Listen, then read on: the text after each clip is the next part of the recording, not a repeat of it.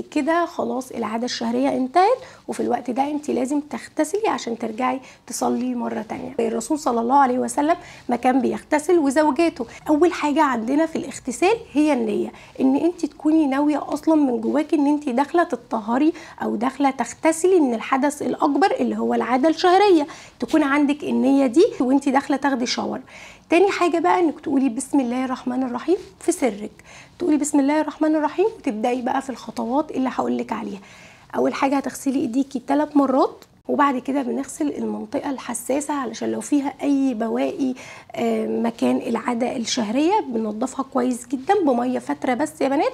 وبعد كده نرجع نغسل ايدينا بصابون او بنرجع نغسل ايدينا بشاور جل. بعد كده هتتوضي وضوءك للصلاة، تتوضي وضوءك للصلاة عادي جدا، اللي هو احنا بنغسل ايدينا 3 مرات، بعد كده الاستنشاق والمضمضة، الغسل الوجه 3 مرات، بعد كده بتغسلي ايديكي لحد الكوع 3 مرات برضو، وبعد كده بتمسحي على شعرك وودانك، بتتوضي وضوءك كأنك هتصلي بالظبط ما عدا رجليكي. سيبي رجليكي علشان دي هتكون اخر خطوة احنا بنعملها. الخطوة اللي بعد كده بنبدأ ناخد مية على شعرنا ونغسل فروة شعرنا كويس جدا، ونوصل المية لفروة الشعر والشعر 3 مرات. يعني انا ببدأ اغسل شعري وامسك صوابعي كده يا بنات، وابدأ اغلغل المية جوه فروة الشعر علشان المية توصل في فروة الشعر، واتأكد ان المية وصلت 3 مرات برضو يا بنات علشان المية توصل وتطهر شعرك. بعد كده بنبدأ بالجنب اليمين، بتغسلي الجنب اليمين كويس جدا، بتوصلي المية فيه لكل مكان، حتى الاماكن اللي ما بيوصلهاش مية بسهولة بتوصلي لها مية وتتأكدي ان المية وصلت الجنب اليمين. وبعد كده بنبدأ على الجنب اليسار يا بنات، بنغسل الجنب اليسار واحنا تحت الدش كده، يعني الموضوع مش معقد خالص. احنا بنبدأ نغسل جنبنا اليسار تحت الدش كده ونوصل المية. اهم حاجة في الغسل ان انت توصلي المية في كل مكان في جسمك، تحت الابط، الاماكن اللي ما بتوصلهاش مية بسهولة. بعد كده بتقفي تحت الدش كلك من اول شعرك لحد رجليكي. بعد كده بتغسلي رجليكي زي ما بتغسليها وانت بتتوضي كده، عشان احنا ما غسلناهاش واحنا بنتوضى.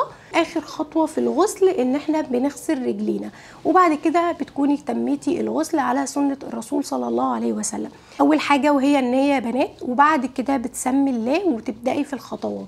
اول خطوه انك هتغسلي ايديكي 3 مرات، بعد كده بتبداي تغسلي المنطقه الحساسه كويس جدا وتنضفيها، وبعد كده يا بنات بترجعي تغسلي ايديكي تاني شاور جل بالصابونه عادي جدا، وبعد كده بتتوضي وضوءك كأنك هتصلي ما عدا رجليكي.